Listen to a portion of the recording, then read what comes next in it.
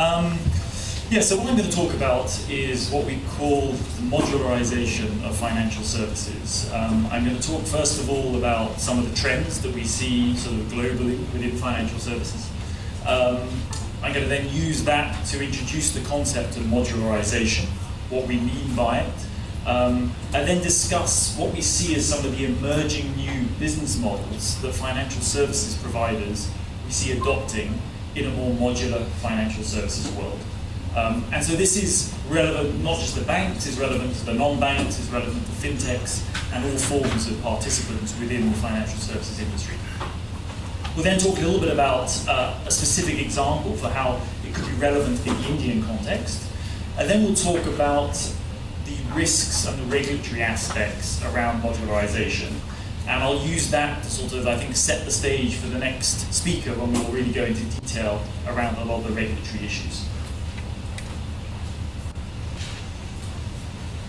So let's first of all talk about some of the trends as we see them across financial services. So the first one is around regulation. We've had the financial crisis. We've seen as a result of the financial crisis increases in capital requirements being needed. We've seen as a consequence of that banks having to pull back lending from some segments into SME lending, near-prime lending. We've seen a much greater focus on liquidity and new liquidity regulation coming in post the crisis. It's obviously having implications for business models that were reliant on wholesale banking funding, proving more challenging in such an environment. We've also seen huge fines for the banking system. Banks have been fined billions and billions of dollars around conduct-related issues. And we've seen massive investments and increases in costs in compliance. Policymakers have been looking to improve competition within the industry, too big to fail regulation, but at the same time, the new regulations around capital, the increasing costs around compliance, have to some extent also increased the fixed costs of banking, which can potentially go against the idea of driving further competition. But in general, we see capital, liquidity, conduct, regulation, all significantly being increased post-financial crisis. If we think about trends from the consumer side, we're all used to it as consumers of financial services products. We want instant gratification. We want seamless experiences, frictionless processes, quick turnaround times. To some extent, we don't want banks anymore. We want banking services. We want to live our day-to-day lives, paying for things, sending money to people, borrowing money for purchases, and we want the financial services to be provided in a completely embedded form within those lifetime experiences.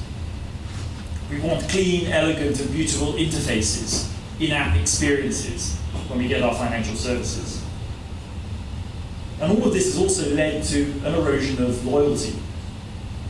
The search costs for a customer in finding a financial services product have fallen quite significantly. There is much greater transparency. We'll talk further about aggregators that we have in this market, Bank Bazaar, as well as across many other markets. So greater price transparency has also reduced the loyalty that we see the customers display towards their traditional financial services providers.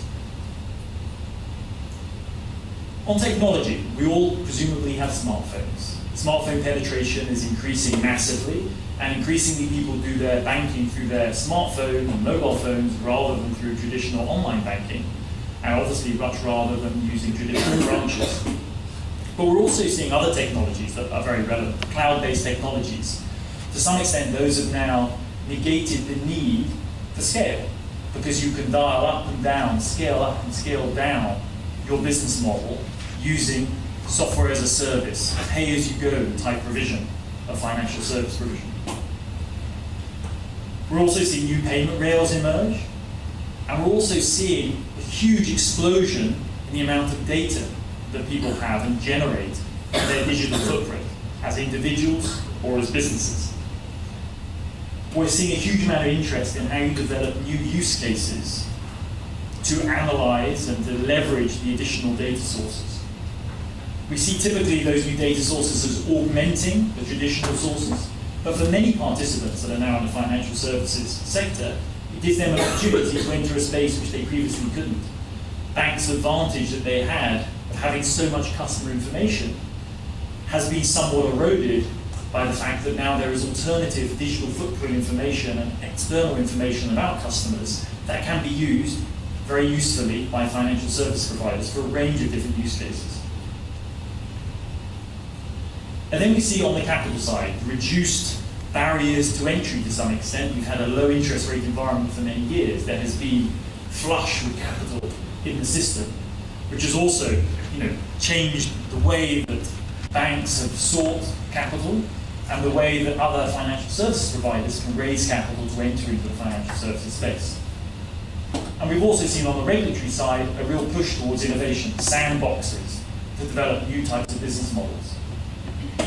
So all of this has led to a situation where we see a much greater demand for different types of financial services, and also a huge increase in the supply of financial services, not just by banks, but also by other participants in the financial services space. So that brings us on to the topic of modularisation. So what do we mean by modularisation?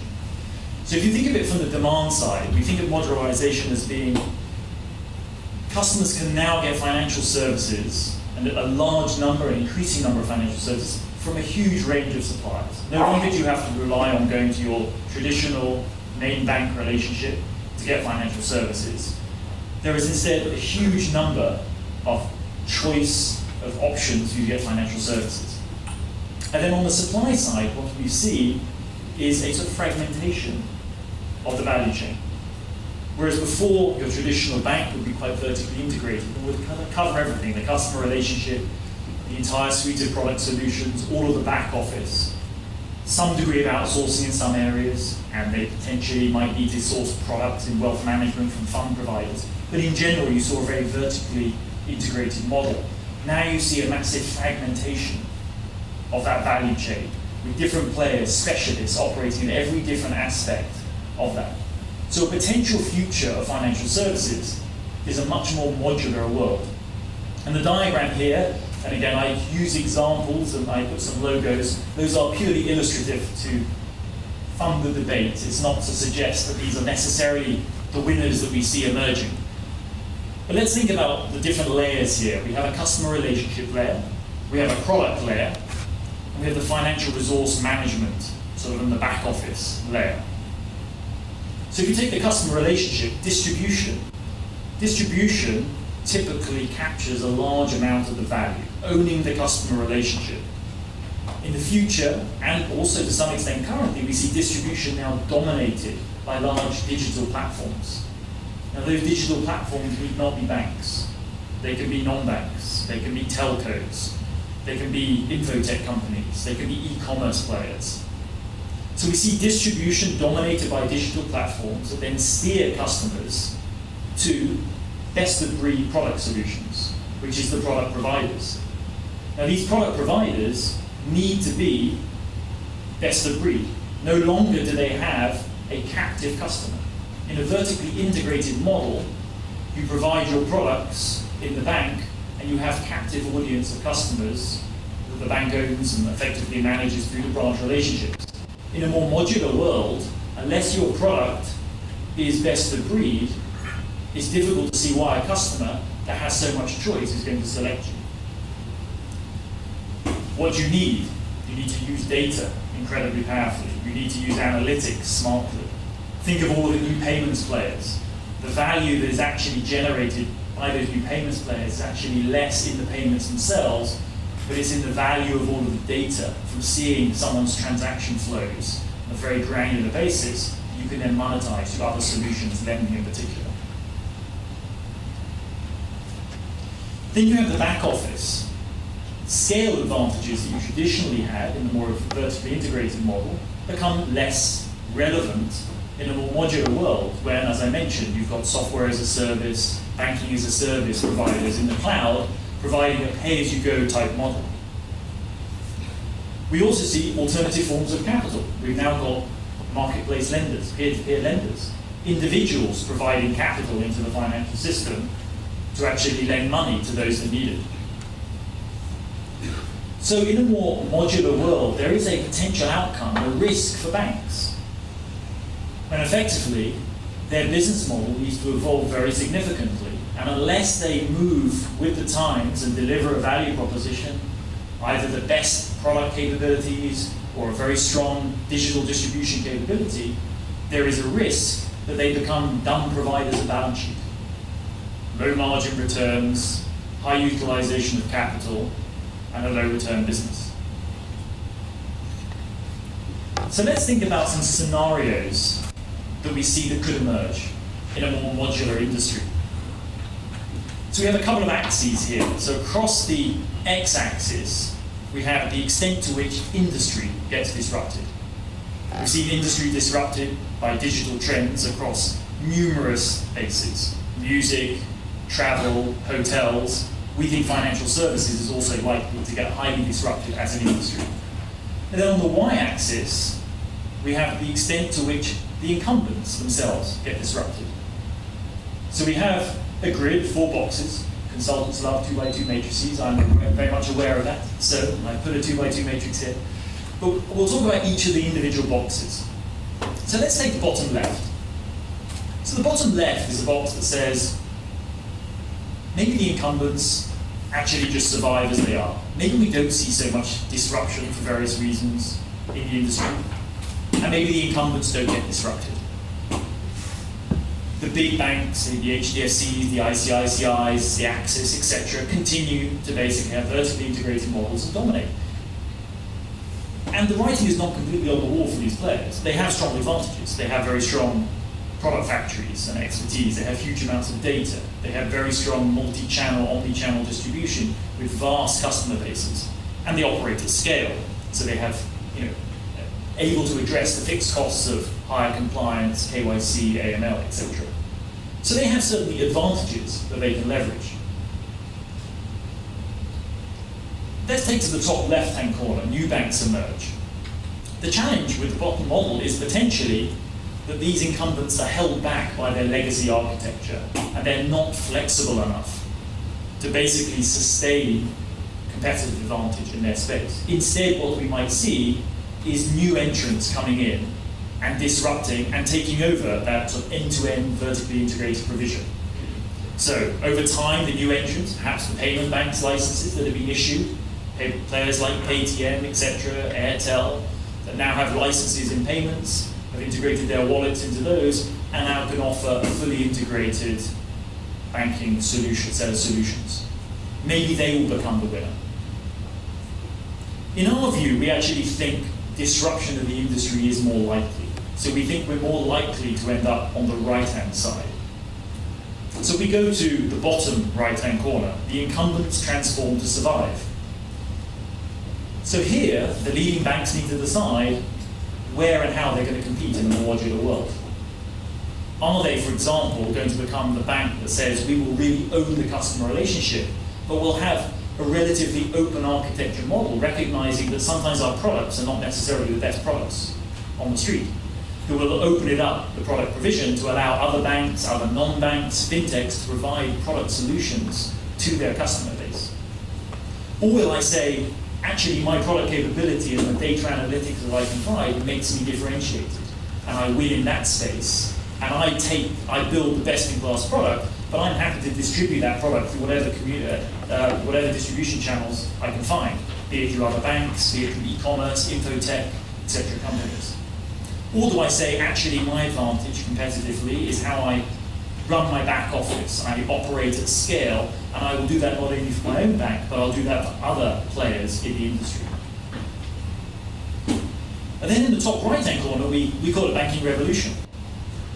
What if technology and regulation reduces the barriers to entry so significantly that actually we see a complete transformation with a huge variety of different firms coming in and operating at different levels, the customer level, the product provision, the platforms, the infrastructure. And we see a hugely fragmented value chain formed up of complete specialists in their different business models. Now, that is quite an alarming proposition potentially for a bank. Now, if you get this right as a financial services provider, whether you're a bank or a non-bank, there are great benefits. So the winners will certainly reap benefits on the cost side as well as on the revenue side. If you get this right, you potentially get access to a huge number of customers. Imagine if you are that customer platform at the top. Imagine if you are the WeChat, if you are the Alibaba, with millions and millions of customers. They are so embedded, those players, in the lifestyle of every customer that they have, in every aspect of their life, be it commerce, messaging, transportation, hotel bookings, taxis. They are so embedded that actually they have enormous amounts of loyalty and stickiness to their customers. And they use that data to then work out how to offer the best of breed product to them, their own or someone else's. You can also become a platform provider. And if you are that platform provider, providing effectively a linkage between customers on all the best of breed products, you can charge a fee for that, right? So there is a fee model from being kind of a platform provider. And then on the cost side, digital distribution is clearly taking over from physical distribution. I won't go into the debate about whether branches are dead, I don't believe that, but the role of branches changes, it evolves, new models, new formats. But digital distribution means basically there's an opportunity to acquire customers much more cheaply through collaborations in the digital economy. Reduce costs in managing legacy IT systems. In a modular world, in a cloud-based world where you can dial up and dial down capacity at will, rather than having to build massive infrastructure that can support your peaks and troughs at all times. So there are great opportunities for the winners to actually create a lot of value in this world. And there will also be great benefits for customers. At the end of the day, all of these changes, the introduction of non-banks, fintechs, into financial service provision, it's all about delivering for the customer faster, better, cheaper. We all want turnaround times to be shorter. We want our approval in principle for our mortgage more quickly. We want the time it takes to get the money dispersed to be much quicker. We want it to be better. We want it to be more transparent in terms of understanding the pricing that we're being offered. So I list here some of the benefits, and I think we'll talk later about also some of the risks that a more modular and open world might have for customers and how we think about regulation and consumer protection in a more open world.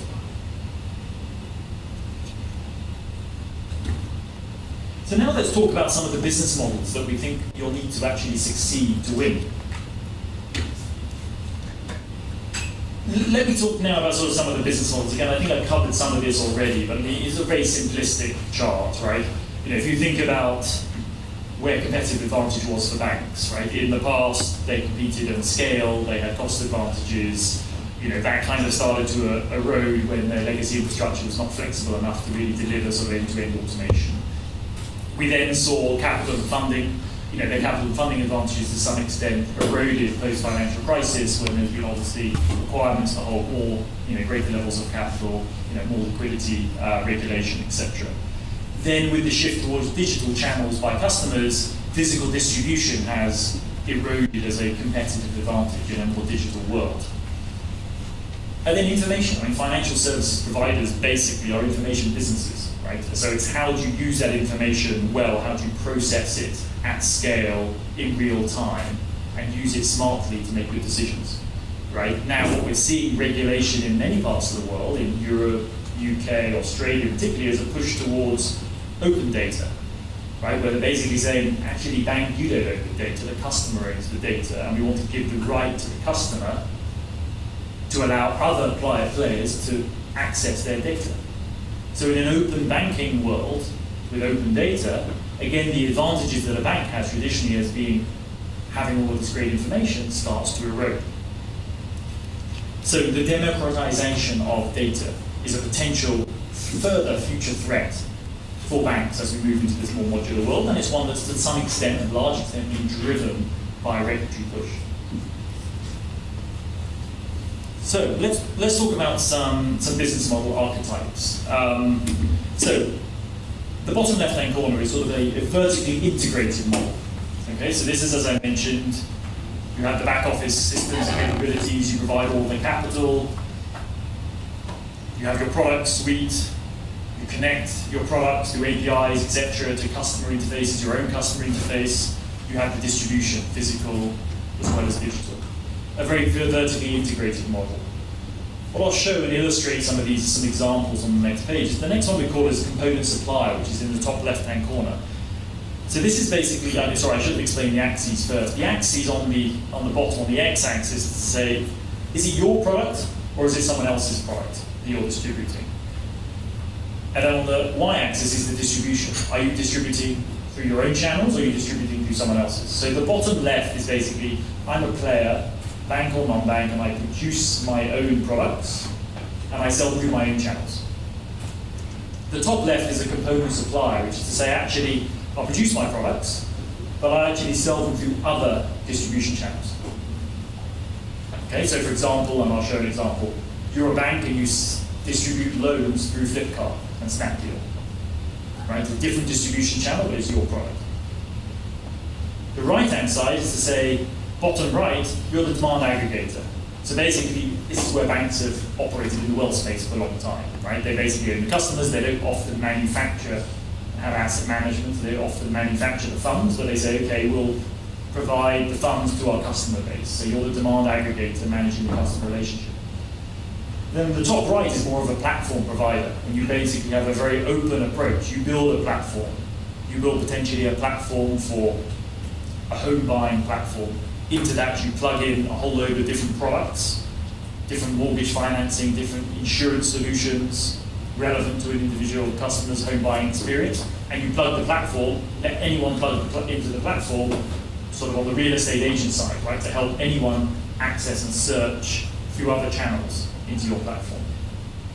So I'll illustrate some of these with sort of just quick examples. I mean, take ICICI, so quite a vertically integrated model. You know, they have a huge customer franchise, as I said, and you could argue that they're trying to define themselves as a vertically integrated offering, you know, offering everything to the customer at a single click, a single glance, anywhere, anytime. Offering all of the different products that are required, offering all of the different channel capabilities that you would like to use, physical, non-physical. A very vertically integrated model. But does it have to be banks? What about some new payment banks? What about someone like Airtel? Mobile wallets, payment banks, licenses, then also they can do utility payments. Can they broaden and basically develop a fully vertically integrated model that basically covers many aspects of a consumer's life, providing their own set of products, distributing through their own channels?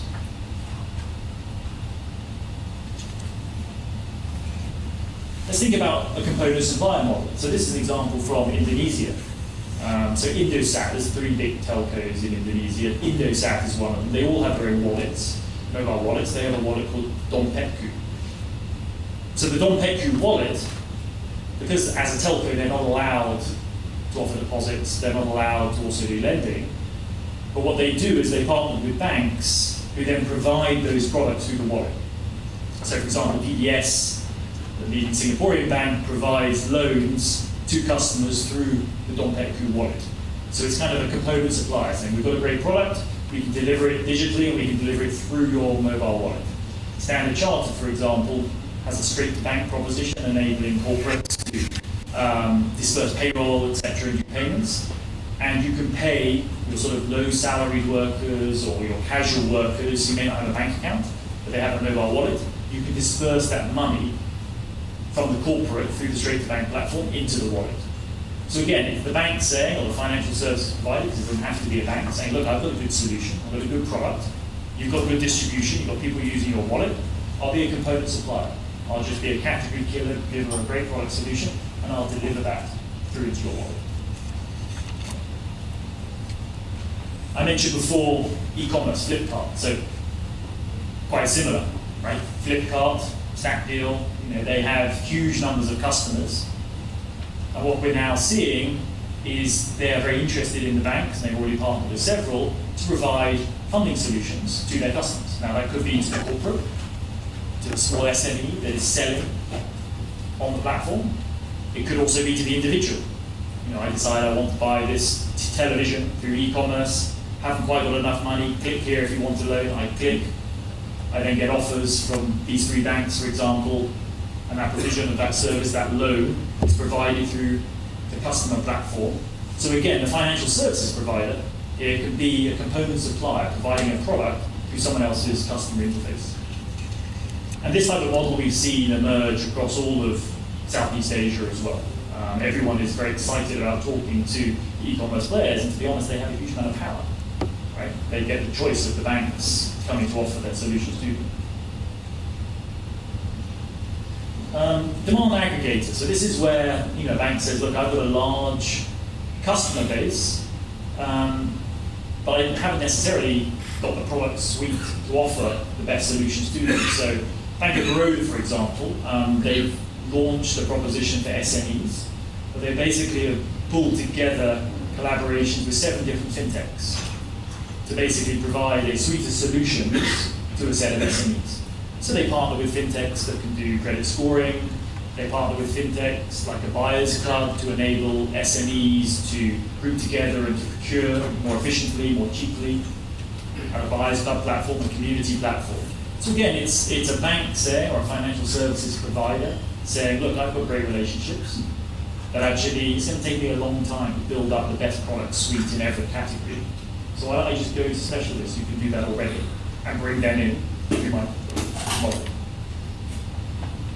The traditional model of a demand aggregator is a demand aggregator online, like a price comparison site, a bank bazaar. Right? Customers go there, they're effectively managing that customer interface, and they're offering customers a huge range of choices and price transparency of credit cards, deposit accounts, mortgages, etc.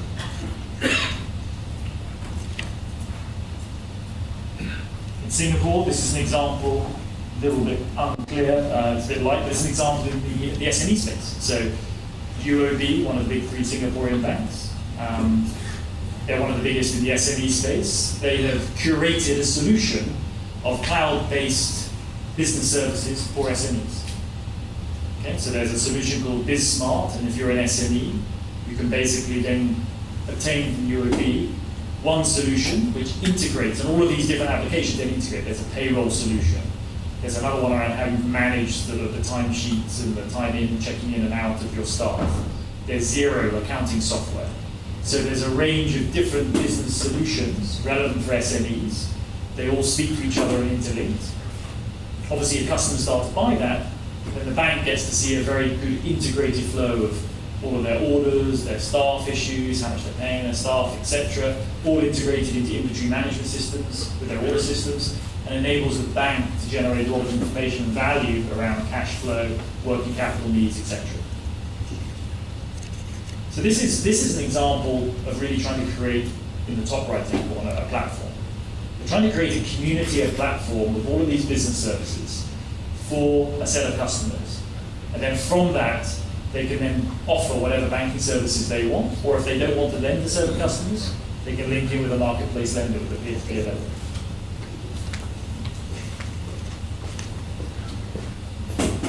So these are the types of models that we see emerging, and we think it's increasingly likely that the vertically integrated model will be a very hard position to continuously defend. Because the amount of investment required to stay on top of your game and to deliver on all those different categories will be difficult. And I think even now the banks recognize that even if they try and build that model, there'll be certain aspects where they'll accept fintechs, etc., particularly in the payment space. So let's just briefly, in a few pages, just think about what that might mean for India and the underbanked segment. I won't need to spend time on this page. It's just a representation of some of the forces that are driving increasing digitalization in India. See the India Stack, Aadhaar, some of the additional initiatives around deposits for those who haven't previously been banked, demonetization, etc. So this huge digitalization wave here in India,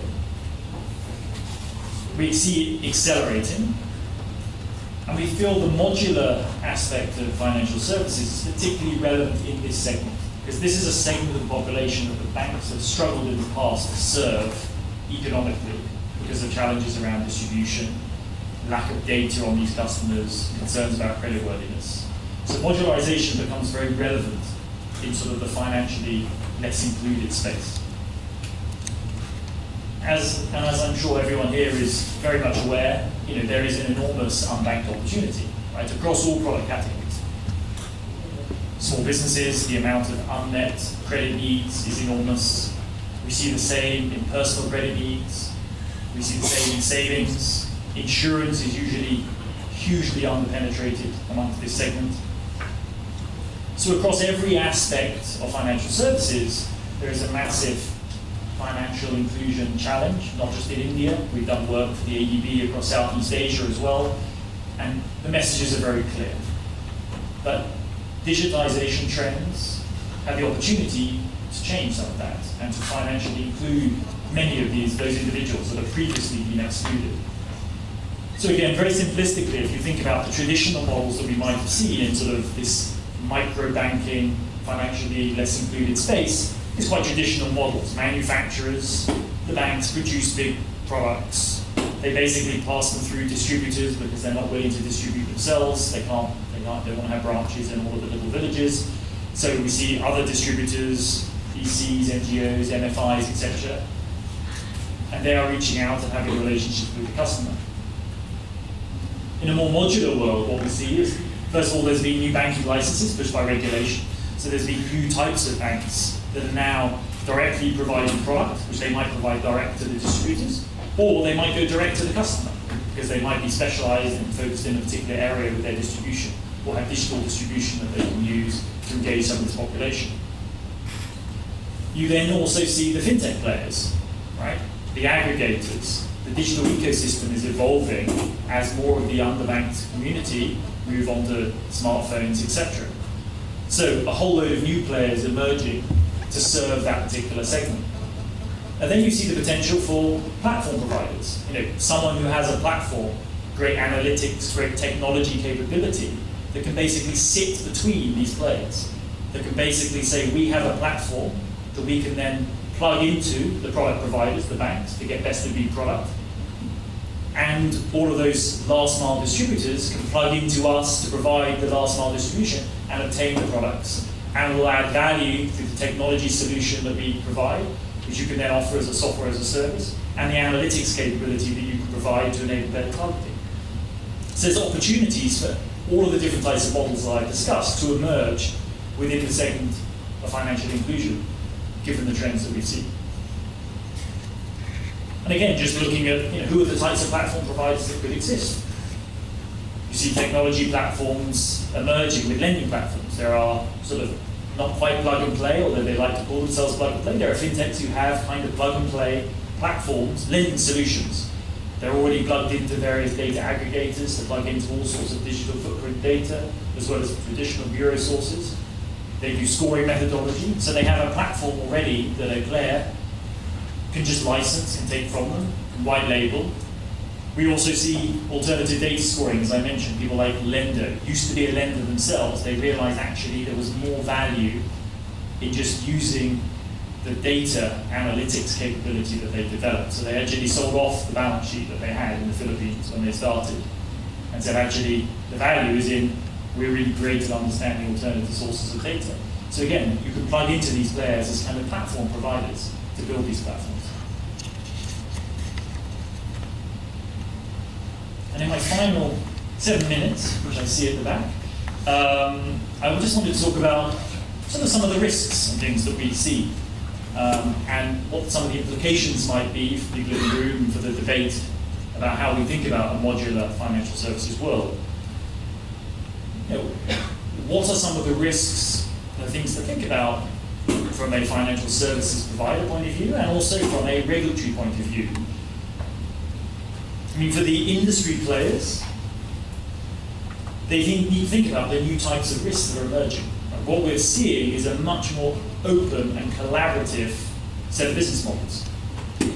That means you've got new types of relationships with new types of players in the ecosystem. You've got data being used, that your data potentially being used by other players. You've got these new fintechs who have not been used to and not been brought up with the same sorts of KYC and AML regulation that the traditional banks have. You've also got the relationships that those players have got with other players. So in a sense, you get this new fourth party risk that you need to think about. And because it's all connected through digital technology, there's the cyber aspect as well. How do you balance that? How do you balance the need to drive revenues and innovation with also the need to protect yourself and protect your clients? How do you make sure that you're continuing to adhere to the higher standards of conduct and that the other players in your ecosystem to whom you're connected are doing exactly the same? And also there's actually a people risk. Interestingly, the biggest challenge for banks in a more digital world when you speak to CEOs is always people. Right? How do I find the right people who have the right skills, the right capabilities to operate in this sort of world, who can do UI, UX, who can understand how to drive integrations between them and other ecosystem players. And then there's the regulators. The regulators are trying to trade off between driving more competition, more innovation in the system, but at the same time managing their responsibilities around systemic risk, conduct, customer protection. How do they think about sharing of customer data? How do they think about cyber? Systemic stability. What will be the implications in a more modular world of systemic stability? With new alternative capital providers, non-banks providing and peer-to-peer lenders, there is actually a created pro-cyclicality in the system. There's obviously more cyber risks, more fragmented digital relationships, and just generally controlling capital flow around the ecosystem, around the economy is more difficult in a more fragmented environment. How do you also think about competition and leveling the playing field between the incumbents and the new entrants? How open are you to these new powerful platforms, the Alibabas, the WeChat, Tencent's WeChat? How open are you to them kind of dominating customer interactions across every aspect of their life? And how do you make sure that some of the new participants in a fragmented modular world adhere to the standards that you set around AML, KYC, conduct, selling, etc.? What are the implications of open data, for example? Open data has benefits of being potentially fairer for the customer, more transparent, enables on me as a customer to say, right, I command you, bank, to pass my data to this other player so they can provide a financial service to me. But then how do you manage the control of that data and its usage around the economy? These platforms, think about these platform providers, if they start being able to open an account for you. BBVA is one of the leading banks in Spain, one of the leading players as a digital bank globally. They have been testing their APIs for over a year, and a couple of months ago they actually opened up their APIs to certain players that they've tested in their sandbox, non-banks, e-commerce players, etc., and you can now apply for their products directly through those sites. Right? So they are opening themselves up to a potential conduct risk. They have to be clear that the conduct, the KYC AML checks done by that platform are indeed adhering to the regulatory standards, because it's them on the hook because it's their product.